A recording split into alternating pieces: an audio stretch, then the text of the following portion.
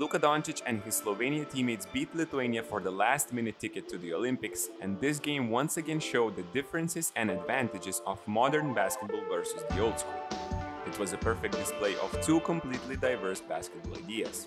Lithuania relied on offense full of post touches, with Domantas Sabonis and Jonas Valančiūnas as their core guys. On the other hand, Slovenia showed a perfect example of nowadays basketball. They used 5-man out pick-and-roll heavy offense, where everything went through this phenomenon right here. In this video, we will take a look at Slovenia's most used and unstoppable play, why JV and Sabonis can be on the court at the same time, and both teams' adjustments throughout the game. Modern basketball tactics were in full beauty already in the first minutes. To start, Slovenia runs this ramp play, where the screen happens between guards while their bigs wait in corners. This puts pressure on everyone. The defense is inverted, since guards have to communicate how to defend pick and roll, and big, in this case Sabonis, is the low man on the weak side. Guards mess up the switch, Sabonis is late to help, and Luka finds Zoran Dragic for an easy 2. Next offense, Kalnietis trips after the first screen, which creates all sorts of problems. It gives Luka a wide open lane to the rim. Wanting to prevent an easy layup, both bigs come in, and Doncic has an easy kickout since Grigonis is 1v2 on the weak side. Don't change what's not broken. Third time running this, Lithuania switches, but Kalnietis is too slow moving his feet to stay in front of Luka. Sabonis is the low man and should be the one meeting Luka at the rim, but this is where instincts of big guys come in. JV incorrectly helps from the strong side one pass away, but this time Lithuania gets lucky. After all, this wasn't even the biggest problem Lithuania had. Strangely, Slovenia absolutely crushed them all game with arguably the most popular element in modern basketball, Spain or stack pick and roll.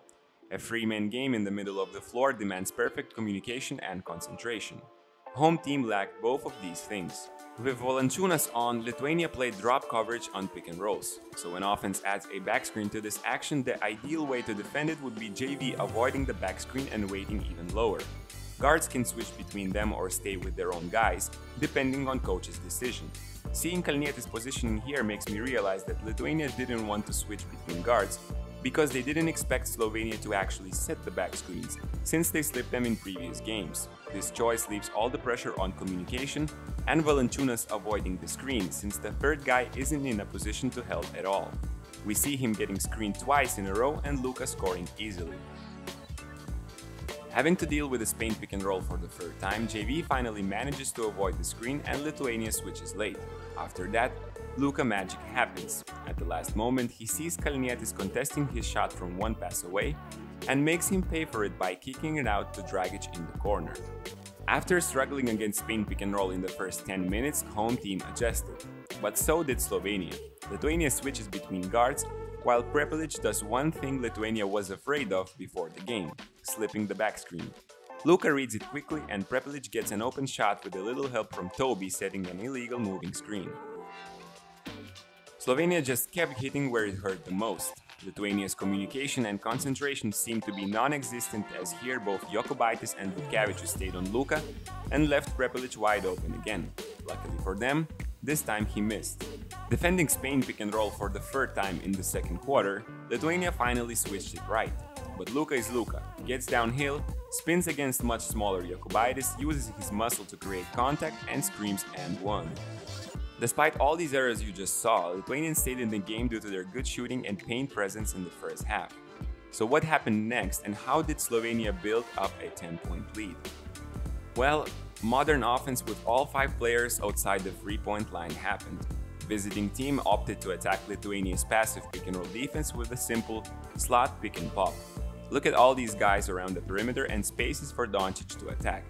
He keeps his dribble alive until he gets Sabonis committed deep, which leaves Domantas 6 meters away from his opponent.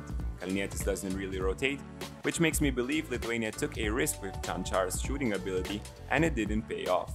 Next play, Luka plays pick and pop with Mike Toby. He could pass it back already here, but gets JV to commit a little more so that he is practically under the basket while Toby remains on 3-point line. The ball will always travel faster than players, and newly made Slovenian makes it a 6-point lead. Then we get another example of Doncic's basketball IQ. Knowing that Valančiūnas is afraid of another 3-pointer, he slows down for a brief moment faking a pass behind the back and making JV freeze in his place. This opens up a layup possibility which he doesn't waste. 10-point lead already in hand, Slovenia ran Spain pick and roll for the first time after the break. The result? We are blessed to see that perfect Lithuania's communication one more time. Down 11 and struggling to hear each other on defense, Darius Maskoliūnas decided that it was time to try the defense that worked so well for him and Šarūnas Jasikevičius in Barcelona and Žalgiris. Lithuania started switching all ball screens and then stunting from one pass away to shrink the floor for Doncic. The move paid off and Lithuania made a nice 9-0 run. Even the frightening Spain pick and roll didn't look so scary. Lithuania switches, and Luka is left with attacking Sabonis one-on-one. It's not the same as spinning against Jokubaitis since Sabonis has much more strength, which forces Luka to miss the layup. Switching negated the possibility to quickly gain advantage on pick and rolls. Here Luka is one-on-one against Benjus, and we see Grigonis yelling for teammates one pass away to stunt towards Luka. Giedraitis does just that, while his own man cuts hard to the basket. Luka sees it, but Grigonis does a great job of reading the play and Lithuania steals the ball. Advantage quickly cut to 2 points, it was time for a counter move. Since switching negated quick advantages and stunting on perimeter trimmed spaces for Doncic to attack, Slovenia made the choice to post him up. This made Lithuania nearly double him and created open shots in rhythm for his teammates. 2 possessions and the lead was back up to 8 points. Lithuania kept fighting in the fourth but had little success on the offensive end with both of their main stars together.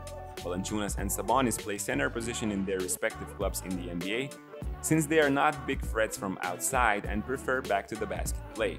In modern basketball, where spacing is extremely important, this game provided yet another example of why these two can't coexist together, not until one of them develops a solid shot from outside. In their 18 minutes together, Lithuania was outscored by 12, which means that the other 22 minutes with only one of them on the court, the locals were +1. Slovenia even played a small ball lineup against those two big guys, knowing that all they have to do is front them on the post and the other guy can help. Here JV is fronted and Sabonis flashes to the high post, which is the correct move. His defender is worried about the lob for Valančiūnas, but Domantas can convert from mid-range. While Slovenia did a great job on closeouts and rotations, Lithuania players seem to be too fixated with the idea of getting the ball to these two big guys. Here Kalnietis passes up on the mid-range, which he usually takes, and the possession flows into a post-up. Slovenians double from Valančiūnas and later do a great job of rotating, which leaves Sabonis having to force another shot with almost no time on the clock. In the next clip, JV wants the ball on the block, but Cancar fronts him and instead he goes up to set the pick. His roll is fast, but the problem is Sabonis occupying the dunker spot instead of usual modern basketball spacing where he would be in the corner. His man is right there for help, and Lithuania get lucky he doesn't steal this pass. JV finds a way to pass it out of the double, but the visitors again do a perfect job of closing out the shooters. Last but probably the best example. Let's ignore Grigonis running into Valančiūnas on this improvised drive because he should have passed it back to the middle immediately. Now on the top pick and roll we can see Sabonis in the dunker spot. Even if Kalnietis gives JV the ball here, he will always have one more opponent to beat. Moreover, Sabonis' defender watches him until Cancar comes back to front Valančiūnas in the post. Possession gets stuck. Sabonis comes to set the screen with JV still in the paint. This looks like a picture from the 90s basketball, doesn't it? To summarize, the new school once again proved its efficiency against the old one. This is how Slovenia, where one mega superstar is surrounded by great shooters who can defend, clinched their ticket to the Olympics by beating post-up heavy and creative guard lacking Lithuania. This seems to be a perfect image of what's going on in basketball in the last 5 years. If you enjoyed this video, don't forget to put a like or comment down below. Also, please subscribe to this channel as we will have a lot more interesting videos coming up soon. See you next time.